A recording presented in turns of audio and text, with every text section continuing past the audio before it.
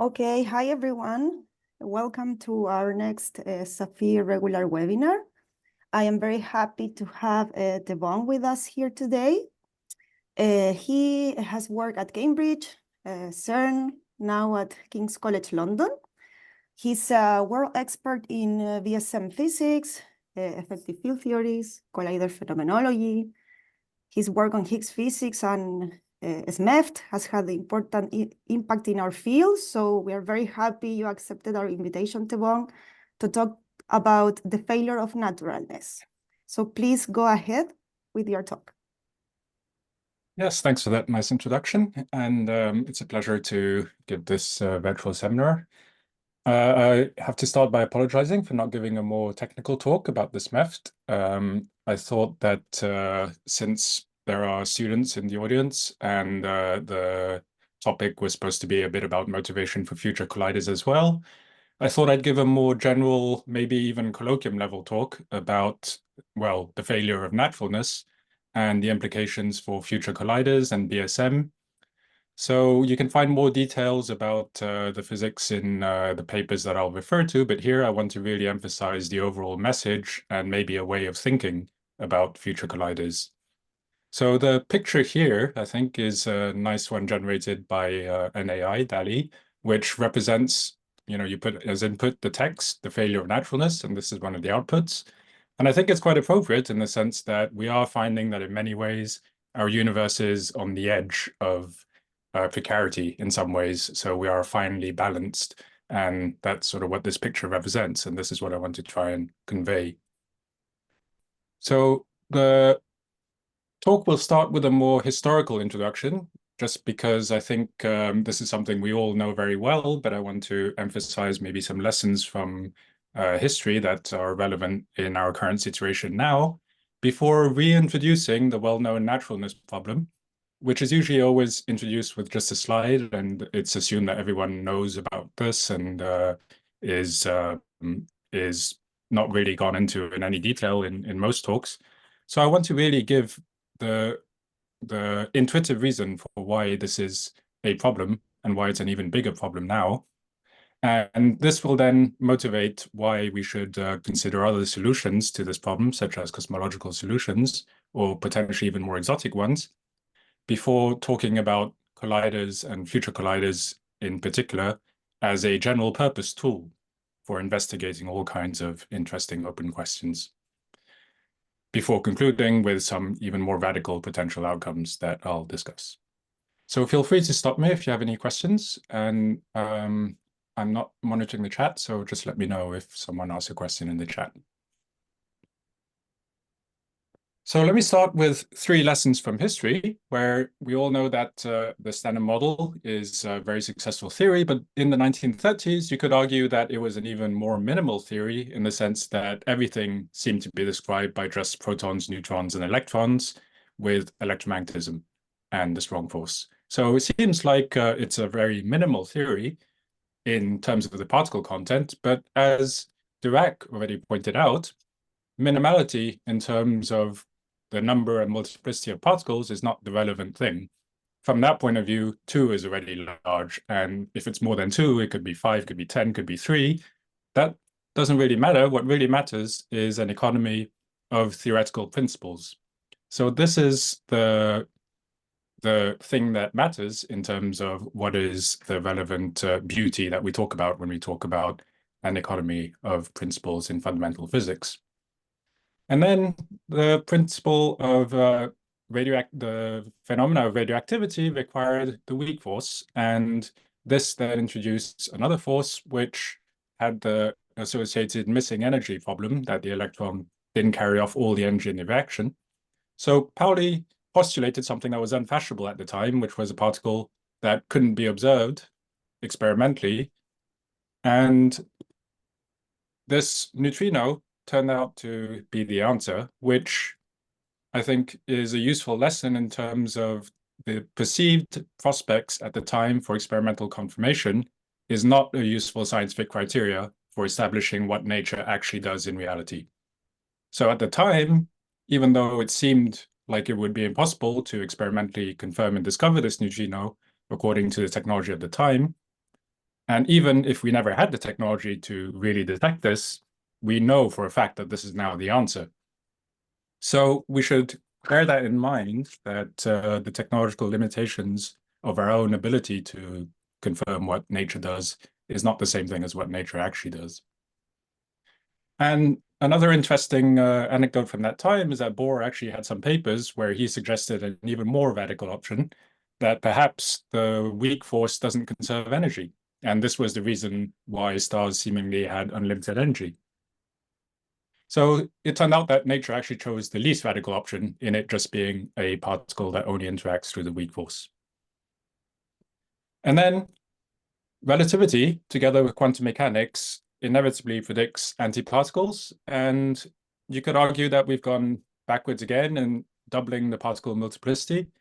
But going back to lesson 1, it's not the multiplicity of particles that's important, but the fact that the principles underlying the theory are now less arbitrary, in the sense that combining relativity and quantum mechanics uniquely forces upon you certain types of theories, which requires antiparticles and doesn't allow you as much freedom as before in deforming your theory.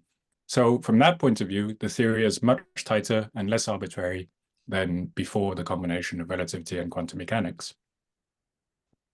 Finally, the Higgs boson and the Higgs mechanism, or the Brout-Englert-Higgs-Gralnick-Hagen mechanism, is the final missing piece, which requires a new scalar boson and ties everything together. The lesson there is to keep an open mind, as famously the original idea of non-abelian gauge theories was dismissed, especially by Pauli, who couldn't accept the theory because there was no way of giving mass to these gauge bosons. So now we know that this makes sense when combined with the Higgs mechanism, and this could well be the case for many of our theories that we dismiss because they don't seem to agree with observation. So this picture of the development of the Standard Model, I think, is worth bearing in mind as we go forwards, because by the 1930s and 40s, the success of QED meant that quantum field theory was clearly the fundamental description of nature.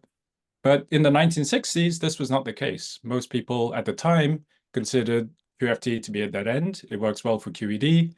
But to understand the strong force in particular, it was widely believed that a whole new framework would be required, that a whole different type of theory would be the answer. So we know that by the 1970s, this turned out not to be the case, that it was indeed just quantum field theory in a regime that hadn't been considered before and put together with new dynamics that hadn't been discovered yet. So the discovery of Yang-Mills theory combined with the Higgs mechanism, together with asymptotic freedom for explaining the strong force with just another non-abelian gauge theory, together with renormalization, meant that we had a satisfying description with quantum field theory of the strong force, the weak force, and QED. So in some sense, nature chose the radically conservative option, in that, unlike what was widely believed in the 60s, that a whole different framework would be required to solve the problem of the strong force, it was just QFT. Now, in some ways, this is more unified than ever, that you can perfectly well imagine a universe where the strong force is described by a whole different type of theory, the weak force is described by its own type of theory, and I don't see a problem with that, and that could very well have been the case.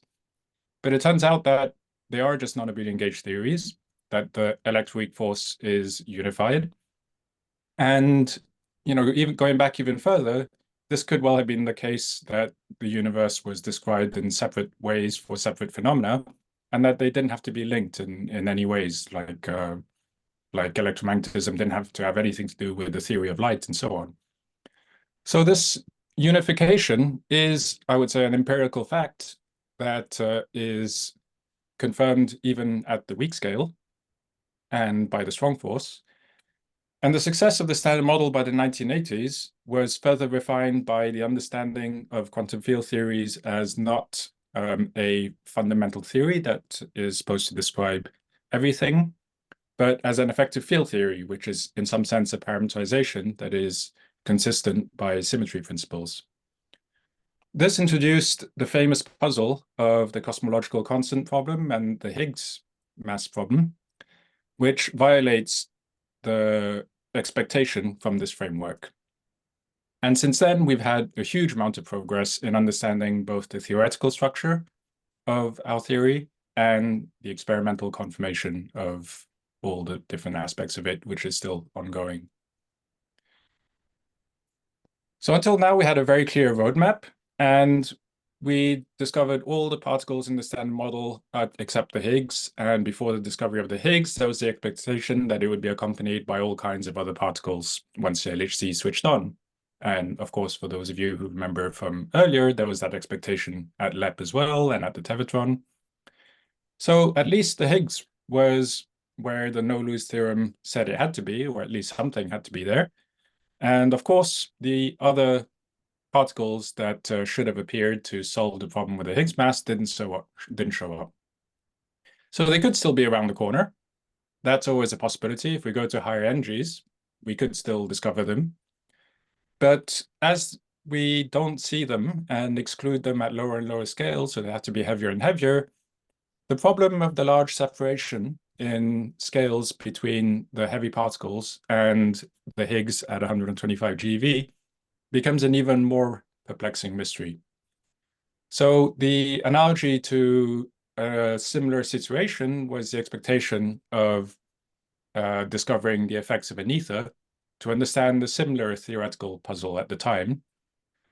And the puzzle at the time of trying to understand the principle of relativity together with electromagnetism and Maxwell's equations required the existence of an ether, and the lack of detection of that ether meant that that solution was under scrutiny. So in a sense, we have a similar Michelson-Morley moment where we have a theoretical puzzle, just like the problem of the principle of relativity and Maxwell's equations. It's not an inconsistency with the equations. The equations are perfectly fine. They describe everything perfectly. But to understand the theoretical problems, we require the existence of something that we still haven't seen. So in some ways, the null result could be even more important than discovering the expected solution. It could mean that we are missing an entirely new principle. And this is not the first case. Famously, there is an associated naturalness problem, which is the vacuum energy being extremely small. So you could think of the vacuum energy as being like an ocean that we are immersed in, but this ocean is very gentle. The waves are sloshing about very gently and not affecting things, when you would also expect the energy of the vacuum to be at the highest energy scale of your theory, where the particles would contribute to that, and you'd expect this to be a giant frothing energy with huge waves that are just sloshing about. So maybe the thing that is responsible for understanding why the vacuum energy is very small is also related to the reason why the Higgs mass is very small. And both of these are puzzles that require further thought. So let me clarify now what I mean by the naturalness problem in concrete terms. And there are several ways of looking at this, one of which is this effective field theory paradigm that I mentioned earlier. The 1960s point of view of quantum field theory was that renormalizability was the criteria that picked out the relevant types of theories, the physical theories, from the infinite possibilities for all kinds of theories that one could in principle write down. But it turned out that really that was misguided in the sense that all these extra terms really are there, and all our quantum field theories at the time are really effective field theories where we just write down all the possible operators that are allowed by the symmetries of the theory. Once you fix the particle content and you fix the symmetries of the theory, then one should simply write down all the allowed terms. And this led to the understanding of why accidental symmetries of the Standard Model are approximate and why they're accidental in the sense that they just happen to be symmetries up to dimension 4. But their effects could be there at higher dimensions, at higher mass dimension operators, 5, 6, 7, 8, and so on. But they are small because they are suppressed by the cutoff scale of the effective field theory, represented schematically here by lambda.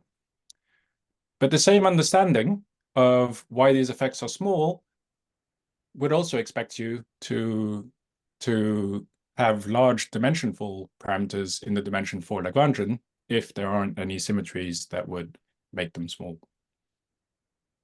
So this is one way of looking at the naturalness problem, that the dimension 4 cosmological constant and the dimension 2 Higgs mass term are unprotected by any symmetry, so you would naively expect them to be at the largest scale, being the cutoff of your effective field theory.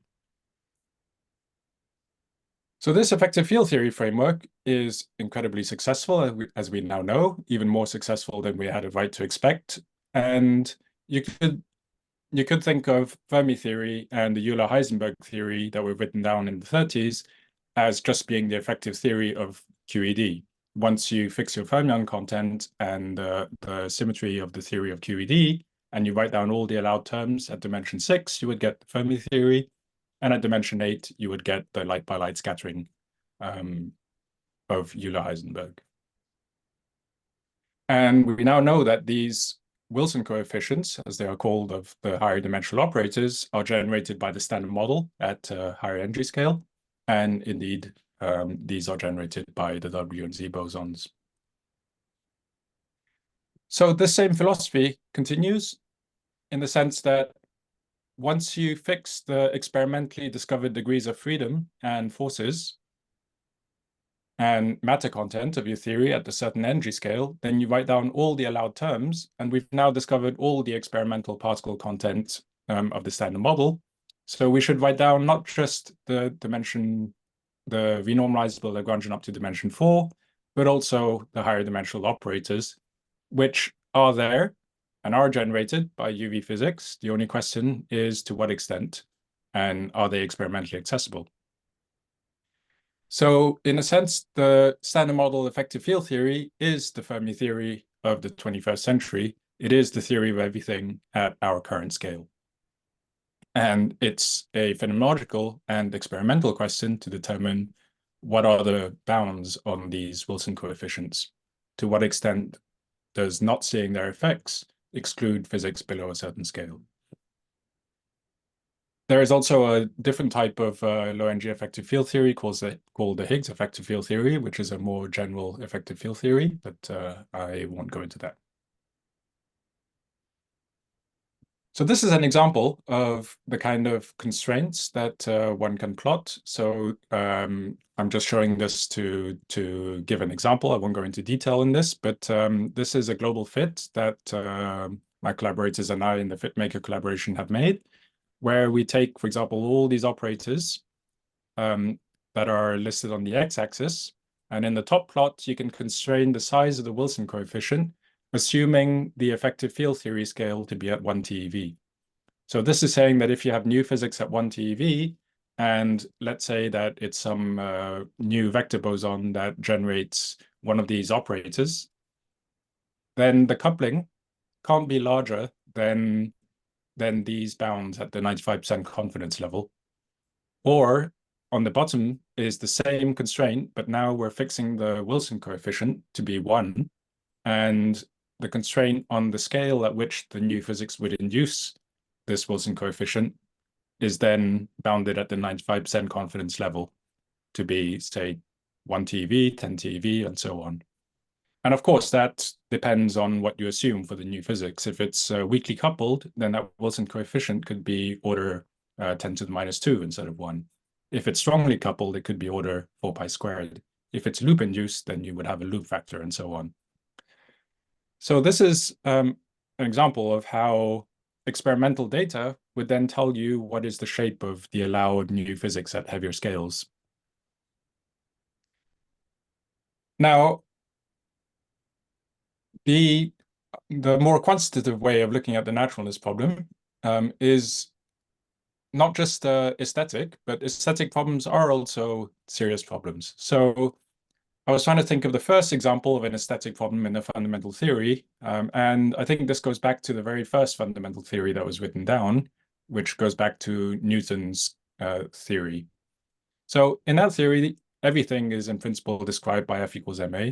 Once you specify the force, it specifies the response to that force, and the inertial mass is the response to that force. So there was already a very strange feature, which was noticed already by Newton and others at the time, that for the gravitational force, there is a very peculiar feature of the gravitational force that the charge has to be set equal to the inertial mass. So the charge is something that has nothing to do with the inertial mass, and yet you have to fix this by hand for it to agree with what you observe. The solution to this took centuries, and we now know that the underlying reason for this is general relativity, and in a deeper sense is due to the relativity and quantum mechanics only allows spin 2 interactions to be universal. But this is an example of where there is nothing inconsistent. You could calculate with this with Newtonian theory of gravity. You can just set the charge to be equal to the inertial mass, and there's nothing wrong with that. It just looks funny. Maybe you can't quantify how funny, or you could place experimental limits on to what extent the charge and the inertial mass have to agree. But there was no underlying understanding for why this had to be. And this is an example of where you want a better theoretical understanding and underlying principle for why this funny feature has to be there. Now, there's another type of naturalness or aesthetic problem, which is more of a fine-tuning problem. In this case, you have parameters that seem to require some kind of accidental cancellation in a way that reproduces what you experimentally observe. So the first example that was pointed out by Victor Weisskopf was the contribution to the mass of the electron by the divergent self-energy of the electron as the classical radius of the electron goes to zero diverges, and this energy around the electron will contribute to its mass, but you measure the mass to be some fixed value. So you have to add this to the bare mass parameter to get the observed value. And to avoid having to tune this as you go down to smaller and smaller radii, you would expect some kind of new physics effect to kick in to avoid having to cancel these two contributions. And indeed, this is exactly where the contribution of antiparticles kicks in at around the quantum mechanical scale, and taking that into account then cuts off this divergence. This same kind of effect also appears in the pion mass. So the charged pion receives contributions from the photon, but not the neutral pion. And this also leads to a divergence in the difference between the charged pion mass and the neutral pion mass. And indeed, the experimental value is fixed at a certain scale. So to avoid canceling with the bare parameters, you expect some new physics again to kick in at around 850 MeV to avoid this kind of fine-tuned cancellation. And indeed, the rho vector meson appears just below that scale to avoid this kind of fine-tuning problem.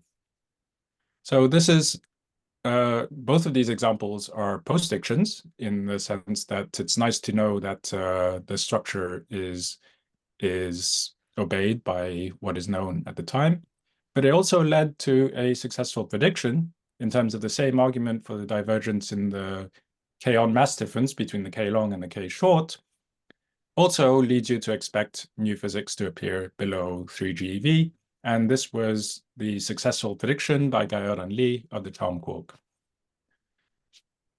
So in some ways, it's not too important to me whether it was a prediction or a postdiction, in that these are all different examples in which the expected structure of our theory obeys the way in which the symmetries tell you that they have to be. So this is why you would expect that the same arguments applied to the next scalar that we know, the only fundamental scalar in the standard model, would also lead you to expect something to avoid fine-tuned cancellations, as with every other scalar that we'd observed so far. So the fact that this leads us to expect something around the 100 GeV scale or lower, and we haven't seen this, and this may be pushed to the TeV scale with a tuning around 10 to 1%, means that this is the first time this argument no longer works.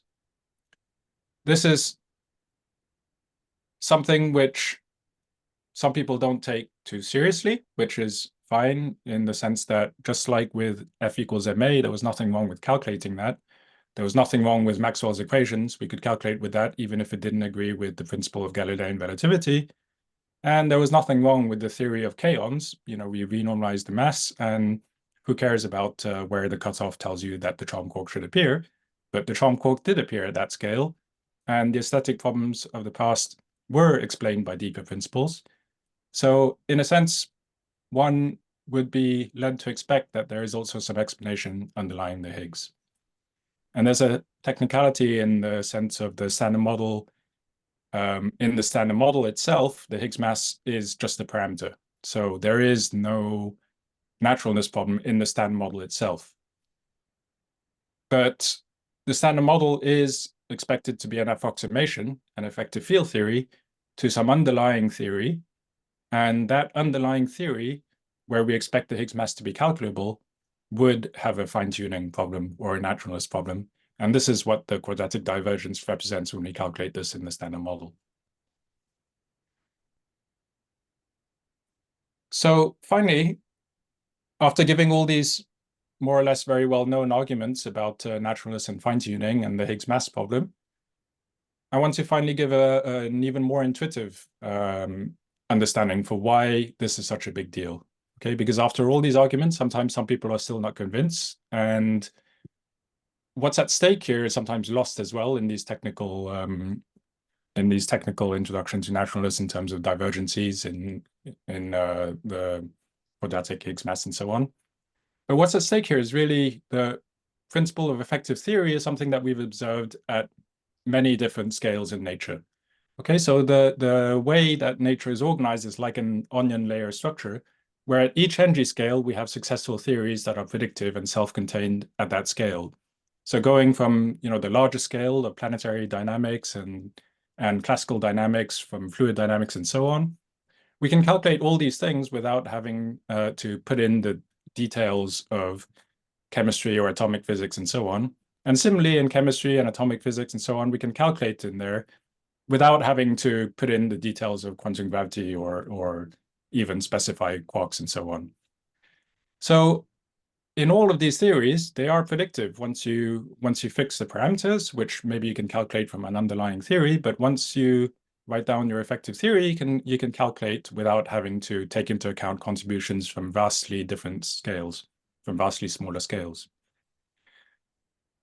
However, if the Higgs is unnatural, then this principle would break down at the next scale. As we go down to 10 to the minus 20 meters or so, then whatever the underlying theory that the Higgs emerges from, it would violate this principle that has worked at every other order of magnitude that we've seen so far. Then that theory would no longer be predictive without fixing contributions from vastly different and smaller scales. This would be as preposterous as saying that I can't calculate the dynamics of the moon's orbit around the Earth without taking into account the location of every little pebble on the surface of the moon. Only once I fix all those contributions can I make a finite prediction. So this is what's at stake here, in the sense that, sure, maybe the Higgs is unnatural, maybe it is fine-tuned, but this is something unprecedented in the way that we've seen nature work so far. And that in itself would be a very radical option. So ignoring the problem isn't really a solution either. This is why what's at stake here is that we are perhaps missing a fundamentally new principle, just like understanding relativity and Maxwell's equations required a new principle of relativity, not just a new medium. Perhaps understanding the Higgs is going to require something more than just a new type of symmetry like supersymmetry or compositeness, and maybe we are missing something even deeper. This is why people have started considering cosmological solutions as one potential way of attacking the problem. This has worked for the QCD axion in terms of understanding the strong CP problem in the strong sector by having a dynamical cosmological solution where the QCD axion relaxes the value to one that appears unnatural. This type of mechanism has gotten a lot of attention in the last few years because this is also something which could explain the value of the Higgs mass. So I won't go into too much detail in this. It's just to give some flavor of the ways in which theorists are thinking about alternatives to the usual types of solutions.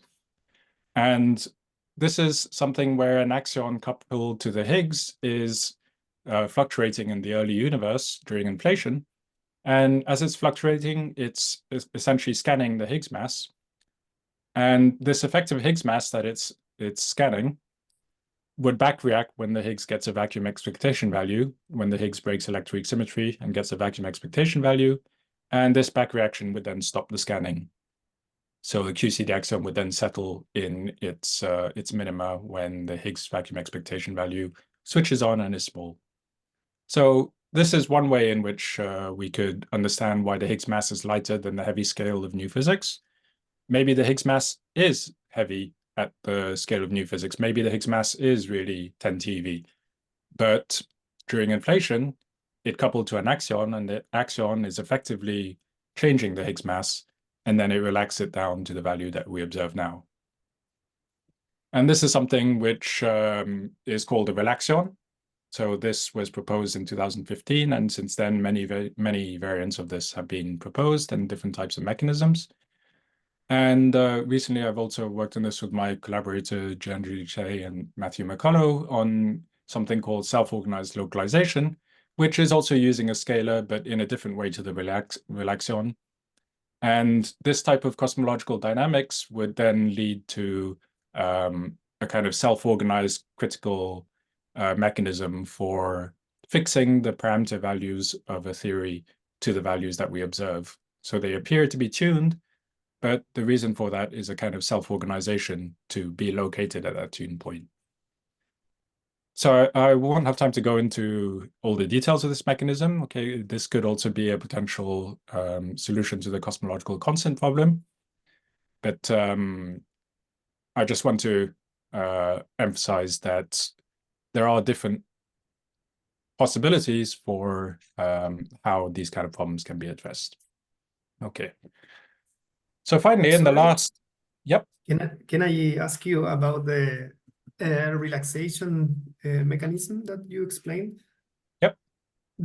Can you go back to this the previous slide? So yes, about just this plot in the left.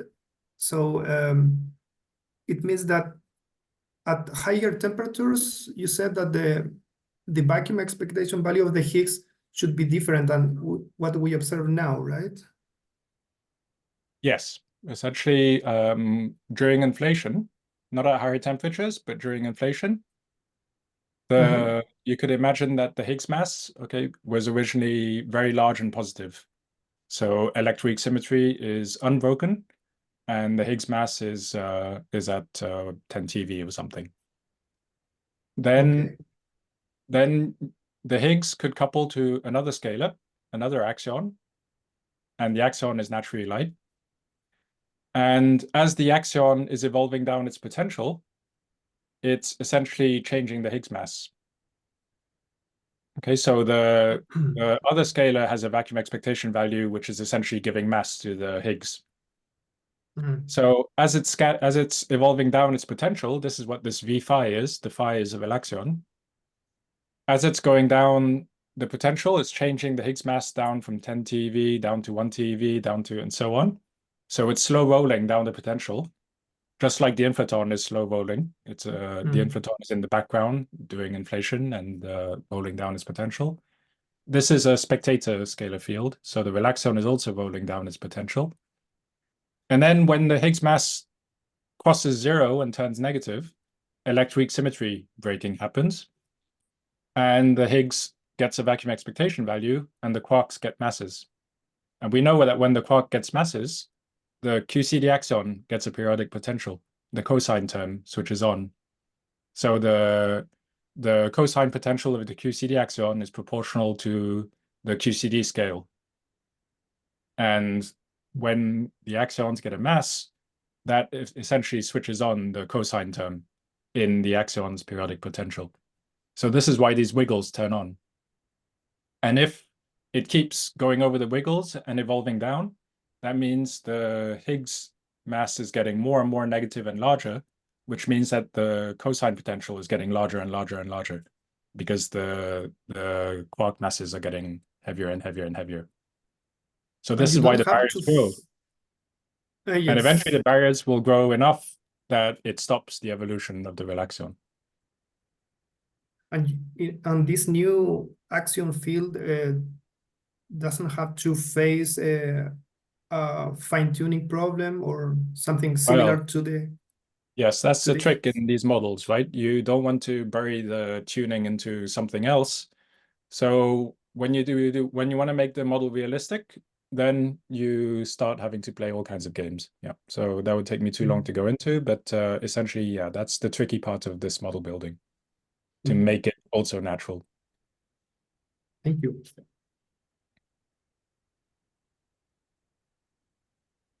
Okay, so I want to take a step back in terms of the motivation. I try to emphasize naturalness as really, the fine-tuning problem to me of the Higgs mass and the cosmological constant are really the paradigmatic problems of our time, in a sense, together with the black hole information paradox. Okay, this to me is on a level with the Michelson-Morley experiment, together with the problems of the past that led to an overhaul in our fundamental understanding. So I think, these theoretical problems are not to be lightly dismissed, but, absent a new Einstein who could come up with whatever these new principles are, we know that the other best way of making progress is experimental data. And experimental data, led us to the discovery of quantum mechanics, which it'd be very hard to imagine pure theory could have uncovered. And you can only get to that by pushing the boundaries of what you can observe and measure and experiment. You never know what could be just around the corner if you don't go and look. And no amount of theoretical fires based on your existing framework can tell you what those new things might be. All it can tell you is what your current theoretical framework tells you what to expect. But as I try to emphasize now, the situation is that our theoretical fires are not as robust as we seem to think they are. And there's many more open questions independent of these fine-tuning problems. I would say even the origin of the Higgs itself, independently of the naturalness problem, is its own problem. So we're not satisfied with just having this Higgs parameterization with all the free parameters in the standard model Lagrangian without an understanding of where it emerges from. Just like in condensed matter theory, we know that the phenomena of superconductivity and so on arises from the Cooper pairing of electrons and so on. So in that sense, we have a satisfying microscopic understanding of the empirical parameterization. So we want to know what is the theory that underlies the Higgs. It can't just be the arbitrary Yukawa values and the arbitrary potential that we put in, especially in contrast to the non-abelian structure of the standard model, where we don't have different parameters for the quartic gauge boson self-scattering and so on, and different parameters for each term in the Fermi theory. No, we know that it's just the non-abelian gauge theory that is fixed by the coupling, and then everything emerges from that.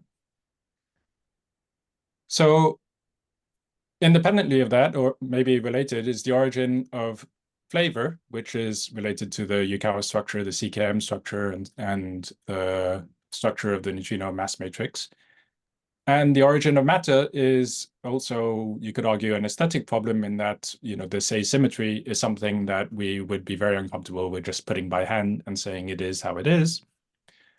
And then we have problems that go beyond the theoretical and the aesthetic down to actual experimental observational problems, observational rather, since we don't have any experimental evidence yet. But the the fact that dark matter exists and we don't know what it is already a fact that the standard model is incomplete, together with neutrino mass and the mechanism that requires something beyond the standard model to give these neutrinos mass. So that is an experimental indication for physics beyond the standard model.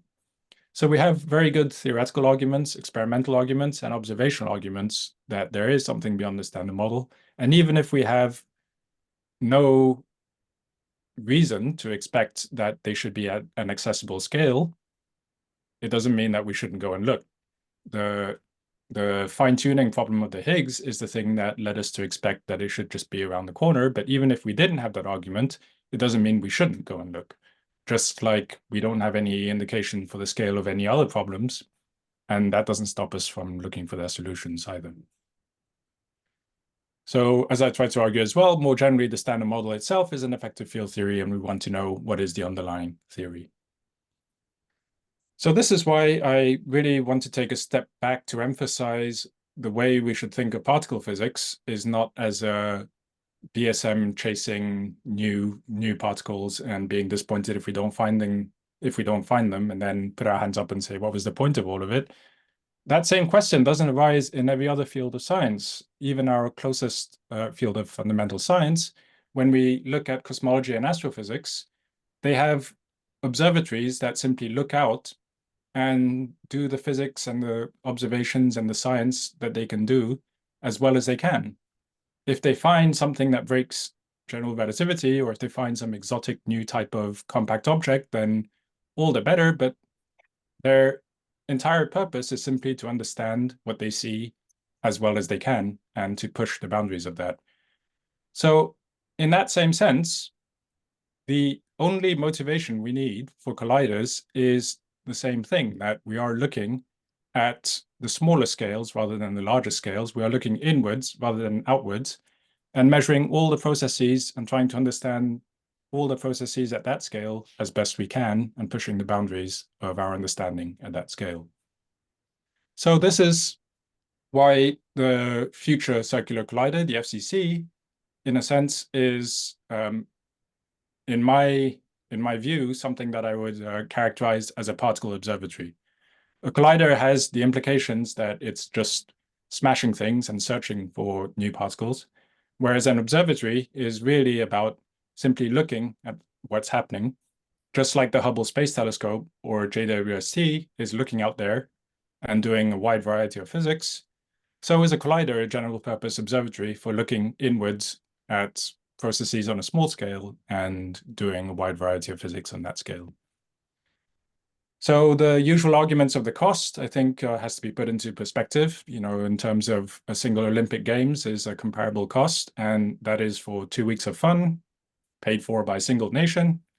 Whereas, you know, several nations splitting the costs over for several decades of fundamental research, you know, for the same cost as the Olympic Games, is something that just doesn't get the same level of scrutiny as the Olympic Games. So the other aspect of it is, of course, the huge number of indirect benefits is sometimes it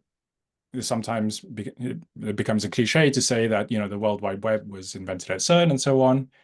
But this is something which the society at large is not really aware of in terms of all the spin-off benefits and all the, not even so much the technological spin-off benefits, but the societal benefits of training a huge number of people in fundamental science and getting people excited about this. And people are excited about this. The Higgs boson is a household name. And I think that indicates the level to which the public as a whole are supportive of this kind of fundamental research and would be very disappointed if this were to not carry on.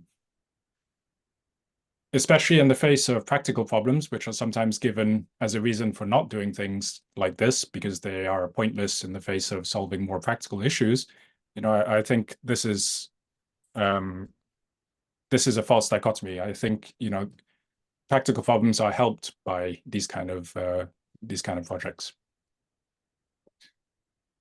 And the kind of questions that we can answer are, you know, things like the origin of matter in terms of open questions that we still have no answer to. Was the electroweak transition first or second order?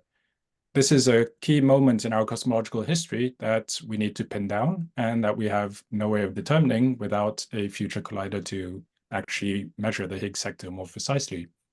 And one exciting possibility is that if it was a first-order phase transition, one could potentially see a gravitational wave signal and corroborate this with the Higgs self-coupling measurements. So the current exclusions on the space, you can see, are barely probing into the parameter space, whereas a combination of FCCE and FCCHH would cover virtually the entire parameter space that would determine in the real scalar singlet model whether or not the electroweak phase transition was indeed first or second order. And this is just one example amongst many, many other different types of physics where the LHC is really just entering the TeV scale and just entering the regime of probing many interesting questions, but it won't cover all of it or not even a significant fraction of it. Whereas a next generation electroweak program at the Z-pole and WW and so on, followed then by a potential 100 TeV collider, is really something that would enter the TeV scale and really explore that thoroughly. This is also illustrated by the famous WIMP dark matter, the simplest candidate for dark matter in some sense, which has become less fashionable because the WIMPs in direct detection experiments below a few hundred GeV haven't been found. So this is partly why axions are so fashionable as well now, and that the QCD axion is another very good candidate for dark matter. But the entire regime of heavy WIMPs is still just the bog standard, thermal WIMP. The doublet or triplet thermal WIMP could still just be heavier. And one of the only ways to really probe this comprehensively is with a 100 TeV hadron collider. This would exclude the entire doublet and triplet thermal WIMP mass range up to the 1 TeV and 3 TeV limit. So dark matter itself could still just be a WIMP and could still just be a bit heavier, but we wouldn't know without going to the TeV scale. Okay, I won't go to the origin of the Higgs since I talked enough about the Higgs, but again, this plot that shows how, for example, with composite Higgs mechanisms, again, the LHC and the high lumen LHC is only just beginning to probe the parameter space, as you can see in the bottom in the dark purple and light purple region. But you really have to go to precision measurements, which are what the dashed lines are, the horizontal ones at FCCE, or direct searches at 100 TeV, which is what the light purple region is covering, to really enter the tens of TeV scale. And that is the only way that we could then conclusively settle the question of whether the Higgs is elementary or composite. So let me start to wrap up with some general messages. I think that even if there are no guarantees of new discoveries at FCC, as I mentioned before, this is not the case in our sister fields of cosmology and astrophysics. They don't promise to break their fundamental physics to switch on the next gravitational wave detector or the next big telescope. In that sense, we shouldn't have to have a no-lose theorem for something beyond the standard model either, because we have plenty of questions within the standard model and plenty of questions of what lies at the next scale and many things to understand better. And even in the past, there were no guarantees of discovery either. The Tevong discovered the top, but it wasn't guaranteed to. And we learned a lot from hadron collisions, which at the time were thought to be too messy to do physics. And this is why there is a value in pushing the frontiers in the sense that we do science, we understand things better. Even if there are no BSM, definite questions can be answered. And we always refine the things that we do understand. So I can't see how a next generation of better measurements, better theory, better calculational tools and hardware development and engineering and so on, together with all the popular culture inspiration and fundamental exploration that comes with it, all of that can only benefit humanity. We have to remember the picture before LEP as well, in terms of what was known at the time, okay, were these contours, these ellipses, that you have to zoom in after LEP to that red dot, where the constraints after LEP, despite LEP not discovering any BSM, refined and sharpened our understanding of the couplings of the known particles at the time to a level where one could then really pin down these values and then be sensitive to things within that tiny little red dot, such as the Higgs or the top. And similarly, if we were to go to TerraZ, which would do LEP every few seconds or every few minutes, at FCCE, we could zoom in there even further and be sensitive to whatever new physics could be at the tens of TeV or even hundreds of TeV scale. So there's a rich physics program that would cover all kinds of different areas of particle physics that motivates doing this even without any BSM. So this is why I'm very uncomfortable with, even the very framing of discovery prospects is not the right one in which we should be thinking about particle physics. It's really about exploring the open questions. We're exploring the origin of the Higgs, and we're exploring the origins of our universe in a fundamental way, which is always exciting, regardless of whether we find anything or not. It's not searching for something, because that implicitly implies that we're disappointed if we don't find it, whereas exploration is always exciting. We don't know what's going to be there, and looking is going to tell us. So the general purpose particle observatory, I think, is a better word than a super collider or something like that.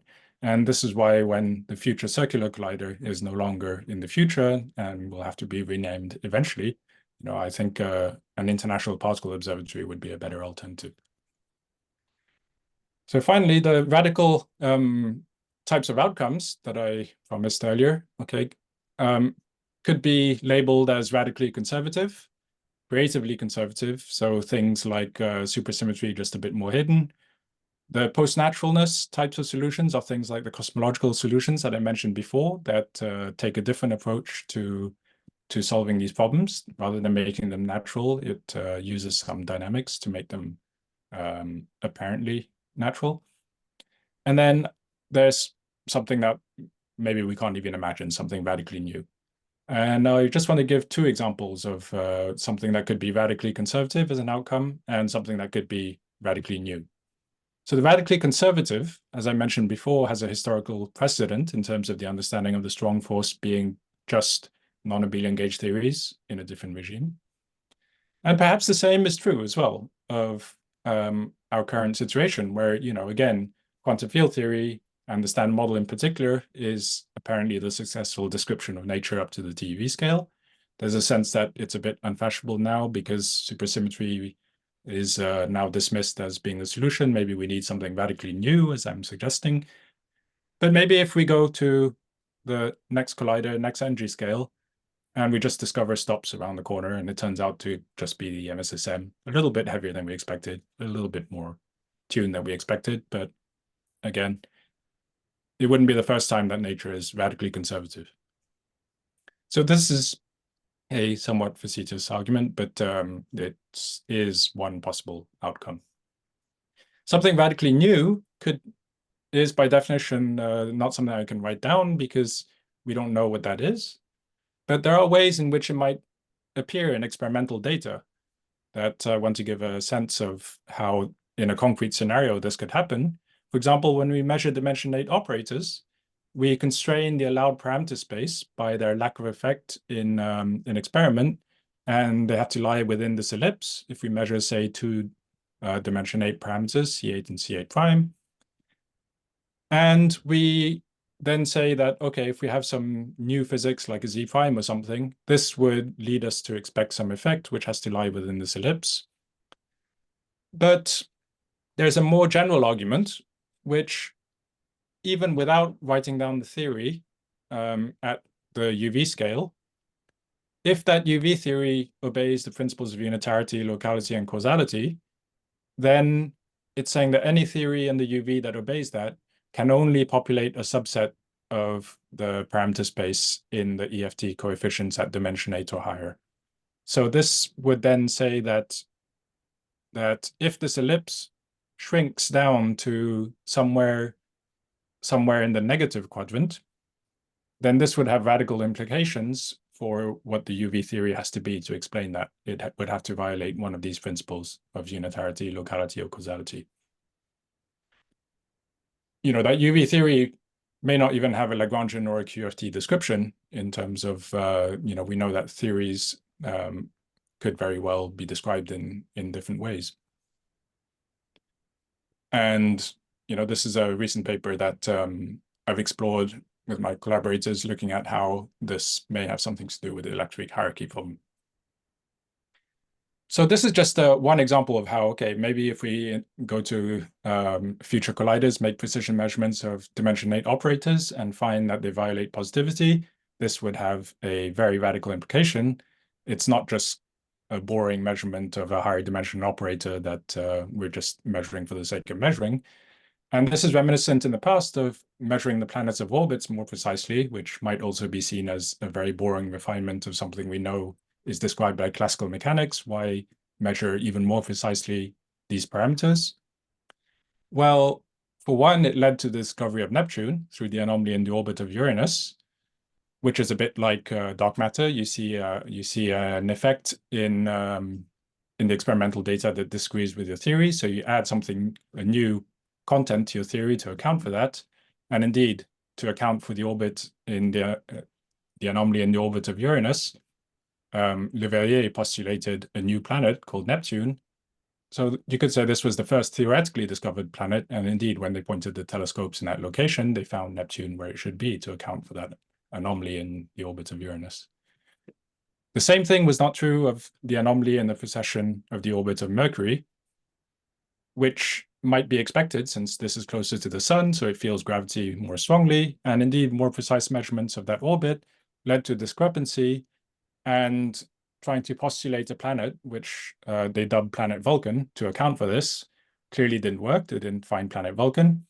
And not finding planet Vulcan turned out to have, might have been disappointing to some, but turned out to be even more exciting and interesting in that the very principle of gravity itself had to be modified in that regime and turned out to be explained by general relativity.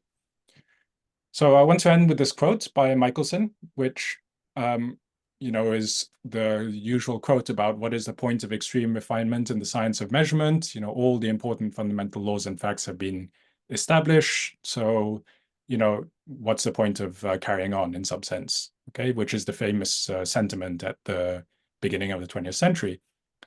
But I put up this quote by Michelson because, you know, I was surprised to find when looking up the full quote that he was being rhetorical. In the full quote, you know, he says very briefly, the reason why we must continue is because that direction is where future discoveries will be. And even though the possibility of supplanting our established facts is exceedingly remote, nevertheless, the exceptions to these laws will be found when circumstances of experiment are such that extreme cases can be examined and when we push our observations to their limit. So in that spirit, you know, I think that at the time, you know, in the 1900s is very similar to now. There was no reason to doubt the universal applicability or completeness of the framework of the time. But there were some little anomalies here and there. Precision measurements of Mercury, boring. Aesthetic arguments, who cares? The theory is consistent. Null experimental results, the Michelson-Morley experiment, well, you know, maybe we just didn't measure it properly. Some theoretical inconsistencies like the Valigene UV catastrophes. But all of these led to an overhaul of the fundamental picture when pushing the frontiers of technology and theory into new regimes. So I think we have to be careful now with our own sense of complacency, and when there is, again, a similar discussion about what the point of continuing is, that we may very well find that our current little anomalies in precision measurements, such as the W mass or the Hubble parameter, and our aesthetic arguments of naturalness, which I try to emphasize here, and our own null experimental results, together with also fundamental theoretical inconsistencies, where our theory breaks down, this could also lead to an overhaul in our fundamental picture if we could carry on pushing into new regimes, smaller scales, and higher energies. Okay, sorry for going over time. Thank you, Tevong. This was really an enthralling talk. Questions? More comments or questions?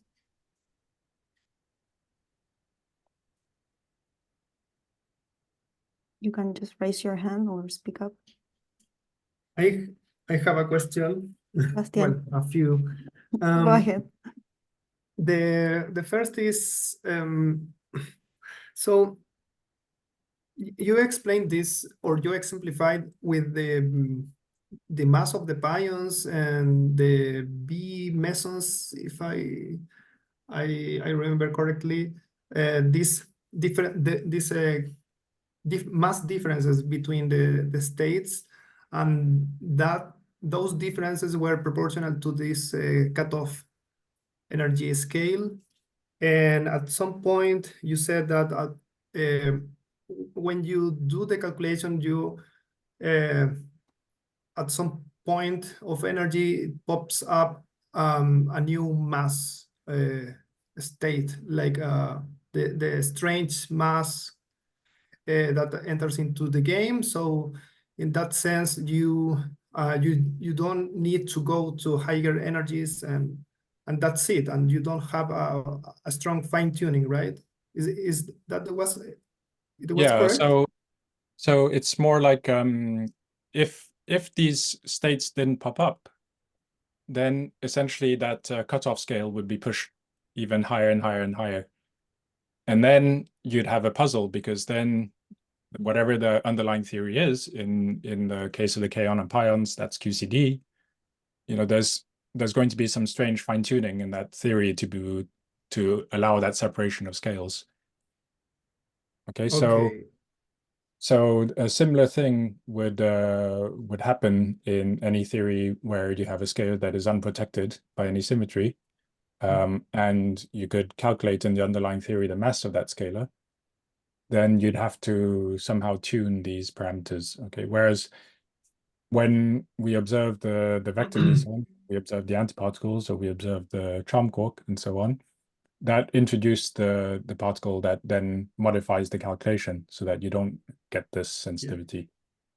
Yeah, but in principle, as you said here in the conclusion, that this type of things, naturalness, is at the end is a aesthetic thing. Yes, in the sense that it's not part of the consistency of the theory itself. Yes, in the sense that there's nothing wrong with the theory in terms of our ability to, we can calculate with a standard model and so on, but there was nothing wrong with Maxwell's equations either. We could calculate everything with Maxwell's equations. The fact that they didn't agree with Galilean relativity is a purely theoretical problem.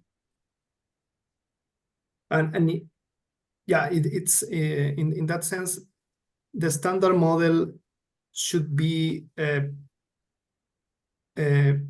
precise enough up to the Planck scale.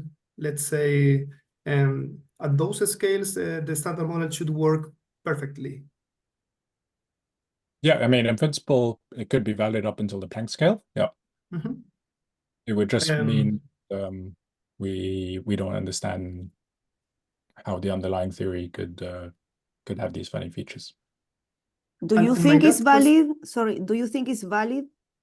Do you think the standard model is valid up until the Planck scale? No, in the sense that, we have experimental evidence for things beyond the standard model. And sure, they could be solved at the Planck scale. But just from a pure theoretical fire, I don't think that's the case. Thanks. But I mean, the neutrino masses already give us a scale, right? Yeah. My last question is regarding this scale separation that in some slide you showed these concentric circles, and if I understood correctly, yeah, normally naturalness in the Higgs mass is explained in that way, like you are trying to or the physics that we measure here at those or at certain scale energy scales are influenced by other energy scales, and that very different energy scales. So that mismatch, let's say, it's something.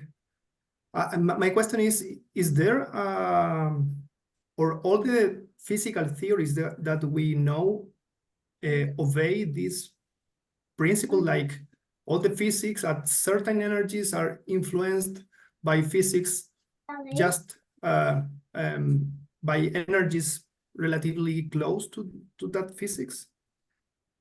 Yeah, the one way of viewing what I was trying to convey with that argument with the Higgs is that there's the UV sensitivity of the Higgs is sensitivity to very small scales, right? So Yes. we don't think of it in those terms, but you know, when we have to take into account physics at very high energies that contribute to the Higgs mass, that's taken into account, you know, physics that is on tiny scales. That's like a chemistry theory that is sensitive to subatomic physics. Right? But in nature, or so far, we don't, all the theories that we have, even the effective theories, QED, QCD, all the theories that we know, at least in particle physics, are all of them obey this idea that scales, there are no big separations of energy scales inside the same theory, right? Exactly why these historical examples that I gave with the pion and the kaon, you know, it's why we know these arguments work. They explain the structure that we've observed. Okay. Thank you. Thanks so much. If there are no urgent questions, I think we can thank Tevong again.